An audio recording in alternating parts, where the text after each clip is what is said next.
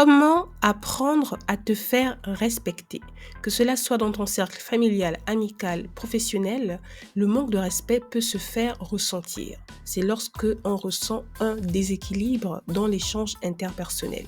Si l'épisode d'aujourd'hui t'intéresse, je te dis de rester connecté et à tout de suite.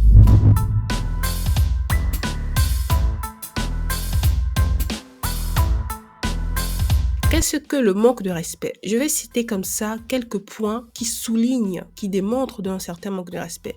Le premier point, c'est lorsque ton avis n'est pas demandé ou alors est très peu demandé. En gros, ce que tu penses, ce que tu ressens n'a pas d'importance.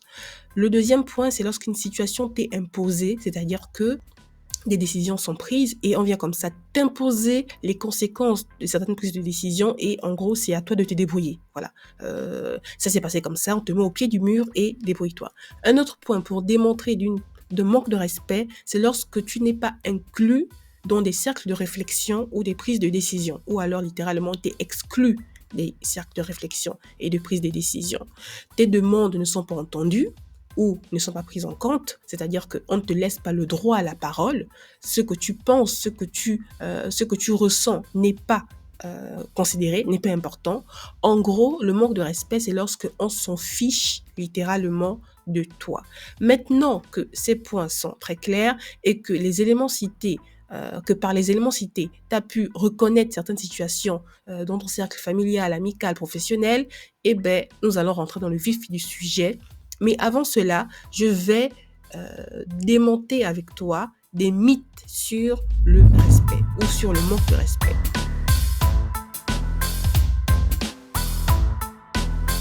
Quels sont les mythes que moi j'ai repérés sur le manque de respect? Le premier, c'est que le respect est un signe de bonne éducation. Tout le monde n'est pas pourvu de bonne éducation en ce qui concerne le respect. Donc, littéralement, il faudra souvent, dans certaines situations, imposer ce respect-là.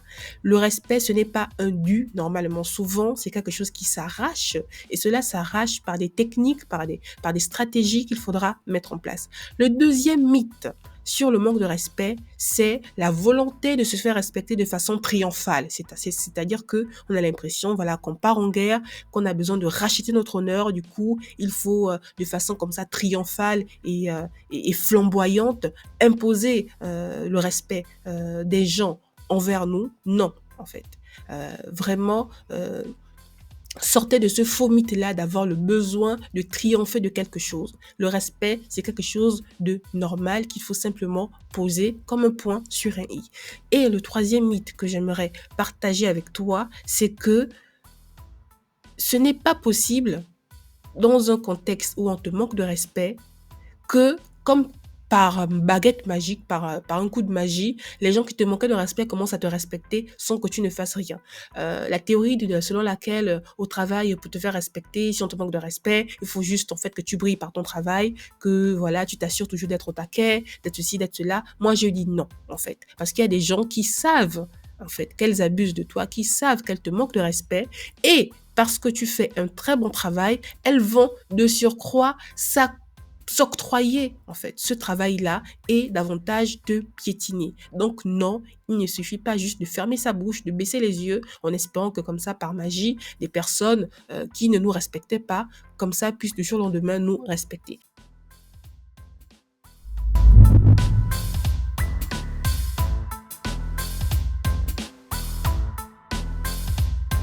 Maintenant, de façon concrète, comment se faire respecter Marissa? Il faut savoir que savoir se faire respecter, c'est savoir poser des limites. Voilà. Et pour que on sache poser des limites, il faut savoir déjà reconnaître nous-mêmes nos propres limites. En termes de limites, j'en décompose en trois. Il y a les limites émotionnelles, les limites mentales et les limites physiques. C'est quoi une limite émotionnelle? C'est par exemple les émotions que vous tolérez et que vous ne tolérez pas. Par exemple, est-ce que vous tolérez qu'au boulot, vous puissiez ressentir de la honte? Est-ce que vous tolérez qu'au boulot, vous puissiez ressentir de la gêne? Est-ce que vous tolériez qu'au boulot, vous pouvez ressentir de la colère? Voilà. Il faut déjà s'asseoir et commencer à lister vos limites émotionnelles. Et savoir identifier quelles sont les situations qui déclenchent ces limites, ces émotions-là. Par exemple, de la colère, est-ce que c'est quand vous ne vous sentez pas incluse? C'est lorsque vous ne vous sentez pas respectée? C'est lorsque vous sentez que on abuse de vous? C'est lorsque vous vivez une situation d'injustice? C'est tout cela que vous devez savoir. Quelles sont vos limites émotionnelles? La deuxième limite que j'ai répertoriée, ce sont les limites mentales, c'est-à-dire des charges cognitive, en fait, la surcharge cognitive. Qu'est-ce que vous acceptez? Est-ce que pour vous, échanger pendant longtemps, c'est quelque chose qui vous épuise? Est-ce que quelle est votre tolérance au stress mental? C'est-à-dire, comment est-ce que vous ressentez que vous devenez fatigué? Est-ce que c'est parce que vous perdez de la concentration? Est-ce que c'est parce que vous devenez irritable, en colère, un rien vous met en colère, parce que vous avez atteint, en fait, votre limite mentale? C'est tout cela que vous devez savoir. Par exemple, moi, me concernant, quand j'atteins ma limite mentale, je perds la concentration. Voilà. Tout commence à me saouler, je commence à bâcler mon travail. C'est lorsque je commence à trop souffler, trop soupirer, que je me rends compte, que je me dis, oui, là, Marissa, tu as besoin de prendre une pause parce que tu arrives à ton seuil de tolérance, à ton seuil de limite mentale. Et la troisième limite que j'ai prise en considération, c'est votre limite physique, en fait. C'est-à-dire qu'est-ce qu'il vous faut pour que vous vous sentiez bien? Est-ce que vous avez besoin de porter des habits chauds, des habits amples? Est-ce que vous avez besoin de faire du sport? Quel est le style d'alimentation que vous avez besoin d'avoir pour avoir de l'énergie, pour vous sentir au taquet? Par exemple, je ne sais pas, moi, si par exemple vous êtes intolérante au gluten, eh bien, ce n'est pas forcément conseillé de manger un plat plein de gluten avant une réunion importante, parce que vous savez que la digestion du gluten vous fera consommer de l'énergie et ce sera de l'énergie en moins pour la négociation que vous avez à faire durant ce meeting important qu'il y a à 15h30. Voilà. Savoir poser des limites, c'est d'abord savoir reconnaître ses propres limites. Et c'est très important de savoir se monitorer soi-même. Je vous ai listé 3 catégories de limites. C'est à vous de faire le job. Asseyez-vous, prenez-moi un papier, un stylo et listez-moi vos limites émotionnelles, vos limites mentales et vos limites physiques. Si vous avez besoin de support, le lien en barre de description pourra vous aider pour vous permettre justement de savoir établir ces limites-là.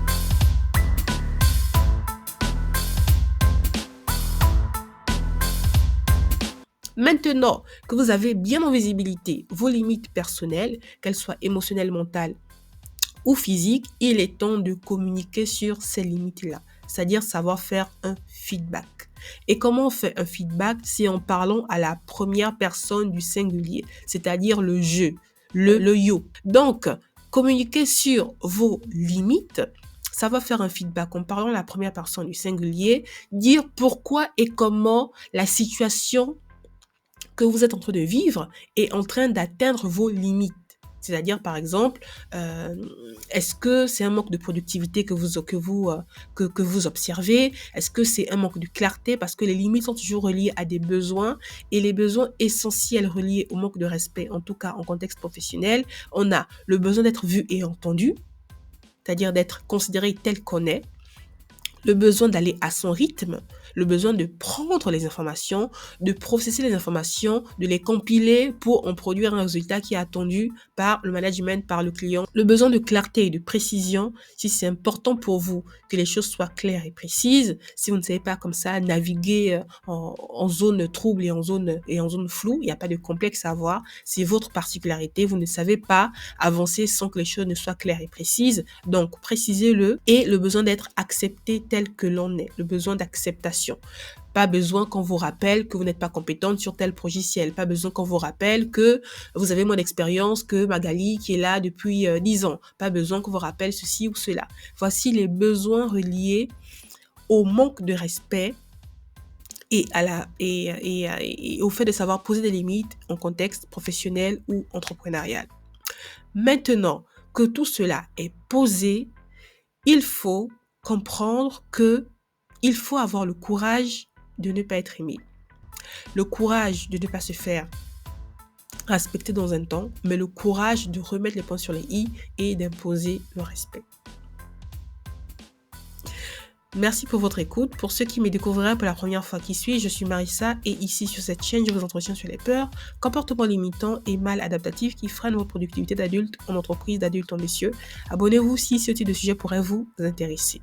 Si cet épisode a fait sens en vous, je vous laisse tous les liens importants en barre de description. Prenez soin de vous et un niveau à la fois. À très vite. Ciao.